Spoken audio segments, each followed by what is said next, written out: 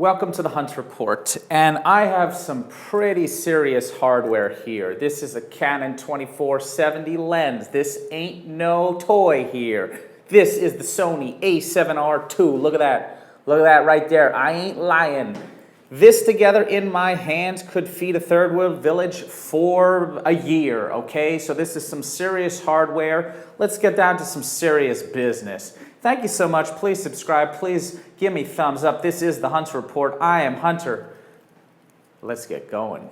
So, I have this little combination here, and the question is, how do I get a Canon lens onto a Sony camera? Well, you use something called an adapter. This is the best adapter that money can buy. It is the METABONES Mark IV adapter. And the question is, does a Canon lens with the best adapter on the best Sony camera work together effectively? Well, we're going to have to see, because I'm doing science here and I'm actually testing some other things. Let me show you exactly what I'm testing. This is a cheaper adapter. This is called the ComLite adapter. This is $100. The METABONES is $400. So another question we're going to be answering is the ComLite cheaper adapter any bit less effective than the METABONES? We're going to answer that. Another question we're going to answer: are native Sony E-mount lenses better than the Canon lenses in terms of autofocus? That is the key. That is the reason that you want the good adapters. And another thing we're going to test here is a Sigma lens. This is the Sigma 24-70, and we're going to see if this Sigma is half the price of the Canon. See the red ring? The nice magic red ring.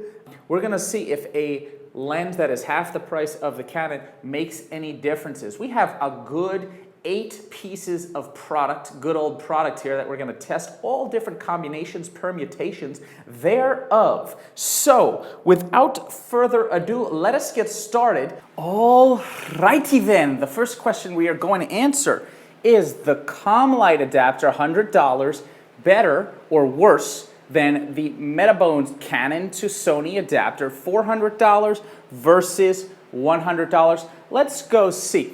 Look behind me. Notice I have my bell here. Beautiful, huh? From Tibet. The second topic that we're going to focus, or subject, is the chair over there with the lenses on it. We're only going to be using the Sigma 24-70 for this test, maybe around f2.8. Maybe in that range. And the third subject we're going to focus on is my diffuser over there, the light. So we're going to go 1, 2, 3, and we're going to do that about 10 times, and you're going to see scientifically, we're going to measure each time, we're going to come up with an average. Let's get to science. Starting test number 1, ComLite adapter with the 24-70. Begin testing. We are using the ComLite adapter, the Sigma 24-70 for Canon on the Sony a7rii. Focus mode is AF-S. There is no illumination light. By the way, actually, with the ComLite adapter, the illumination light doesn't even come on. So that's another thing to consider. Could be a deal breaker.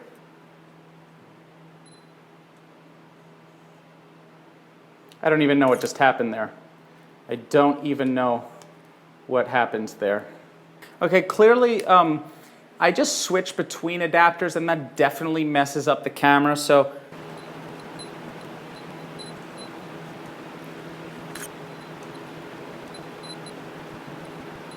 all right, so you see the average time right here for the ComLite adapter. Now let's go and try the METABONES adapter and see if there's any speed difference. All right, so we are back with the METABONES adapter, still the same Sigma 24-70 lens. And let's see if the METABONES adapter is faster than the ComLite.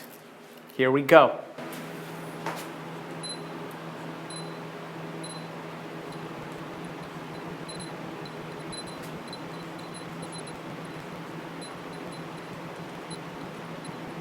So we have our information. The METABONES adapter is clearly faster than the ComLite.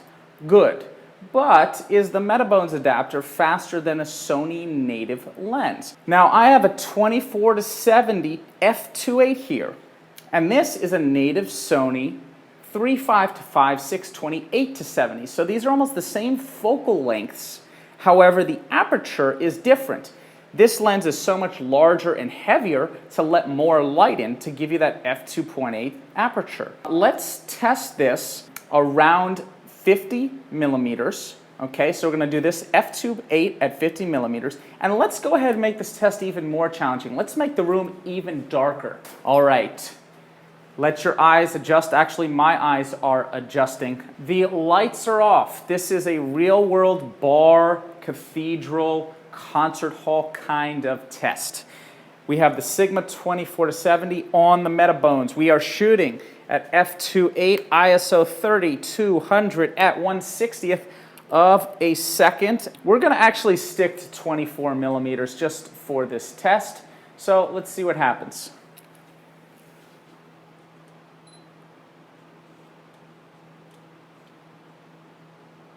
The lens is definitely hunting.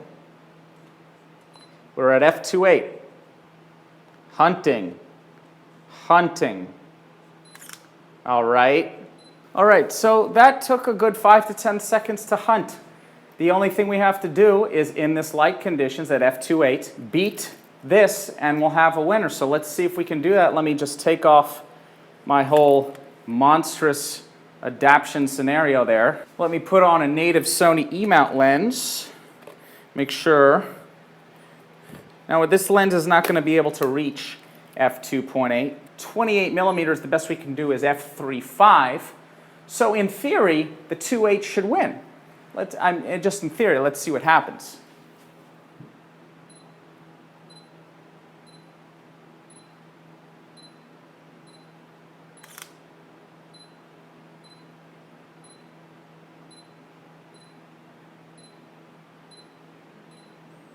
That's pretty clear, is it not? The Sony native lenses are vastly superior than a $400 METABONES adapter plus a Canon lens. Now, if you have over $10,000 invested into your line of Canon lenses, I would recommend the Sony a6000 for the ultra cheap price of $500, or if you want in-body image stabilization, then I would recommend the Sony a7 II. Now, if you want to take full advantage of the back illuminated sensor with your Canon lenses, now mainly for video, okay, if you're doing photo, you're gonna get autofocus. In real world lighting conditions like this, you really have to stick with native Sony lenses. But if you have all that Canon glass and you're shooting in conditions like this, you're probably better off shooting on a Canon body for photo. Now, video is a complete other ball game. You really have to stick with whatever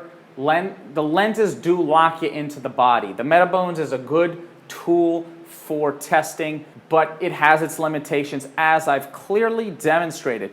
Remember, the autofocus illumination light doesn't work with the METABONES adapter, so for still photos, that's going to be terrible. This concludes this test. I'm going to be sending back these Canon lenses because I still have one more thing to test on the Sony world, which is with an a7 II, a7R II plus some of the Sony A-mount lenses, okay? Because the E-mount line does not give you access to a decent 50 millimeter prime, okay? You can buy a super expensive one from Carl Zeiss, but it's a $1,000 price range, whereas the Canon line gets you an incredibly sharp 50 millimeter for $125.